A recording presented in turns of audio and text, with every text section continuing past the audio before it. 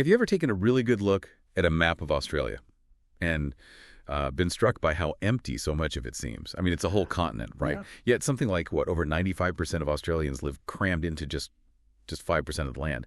It really makes you stop and think, what's the story there? What's behind all that empty space? That's exactly what we're going to dig into today. Think of this as your shortcut to understanding this really fascinating geographical puzzle. We've pulled together a lot of information to unpack the key reasons for this really, really lopsided population spread. Yeah, it's quite something. And I think what becomes clear right away when you look at Australia's settlement patterns is just how much the environment dictated things. That massive contrast, between the packed coasts and the huge empty interior. It's fundamentally tied to the continent's climate and its geography, the Outback. It just dominates so much of Central and Western Australia. And it presents some, pretty serious challenges for lots of people living there. Absolutely. Yeah, when we talk about the Outback, it's not just empty land. We're talking about some seriously harsh environments. You picture those vast deserts, right? The Simpson, the Great Victoria, the Nullarbor Plain. Even the names sound kind of empty and, dry. Imagine that red earth landscape where, proper rain is actually quite rare. And then there's the heat. Oh, the heat. Summer temperatures often soaring past 35 degrees Celsius. That's intense. Yeah. So that constant heat and dryness, it basically makes huge parts of the continent really difficult for large permanent settlements. Precisely. And underpinning all that harshness is one critical thing: the lack of reliable fresh water in the interior. If you compare it, many other continents have these big river systems, lifelines, really. They support people, farming, deep inland. Australia, it mostly lacks that in the center. That's such a key point, isn't it? We kind of take water for granted until you look at places where it's really scarce. I mean, there's a Murray-Darling system, sure, but that's mainly in the southeast. And like you said, it struggles with drought quite often. So if you don't have that consistent water inland, growing crops, raising lots of livestock, even just building towns and cities, it becomes incredibly tough. The geography almost forces that coastal concentration, really. It's quite different from places where rivers basically opened up the interior. Which naturally makes you ask, okay, so where do people live? And the answer is overwhelmingly along the coast. Just think about the big cities: Sydney, Melbourne, Brisbane, Perth, Adelaide. All coastal, every single one. Yep.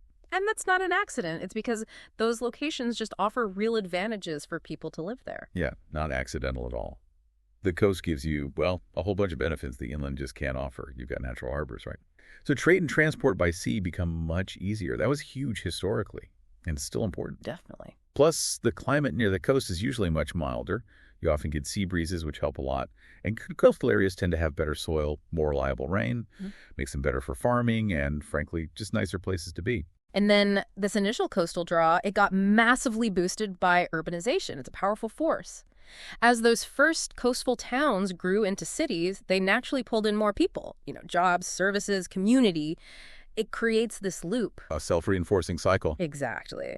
And now, over 85% of Australians live in urban areas. That really highlights the strong pull towards the coast.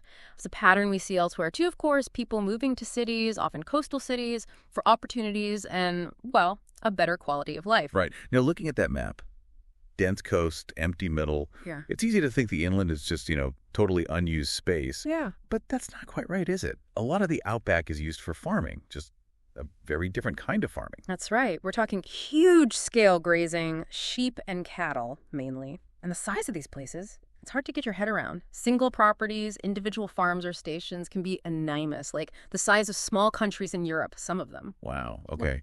Which explains how these vast, seemingly empty areas can actually support way more animals than people. It's a type of land use that needs huge amounts of land, but very few people living there. So, the Outback definitely contributes to farming, but it doesn't create those population centers we see on the coast. And, even if you wanted to build up more populated areas inland, you immediately hit some big practical hurdles. Infrastructure, mainly. The lack of good road networks, reliable electricity grids covering vast areas, easy access to things like hospitals and schools.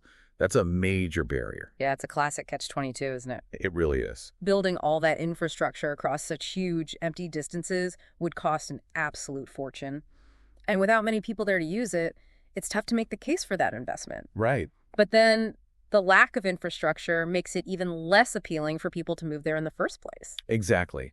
And if we step back and look at the history, those initial British colonization patterns in the late 1700s really set the stage for this. The first settlements popped up on the East Coast, around Sydney, Melbourne, mainly because they were accessible by ship and had, resources nearby. And that coastal beginning kind of just stuck. It set the direction for how Australia developed.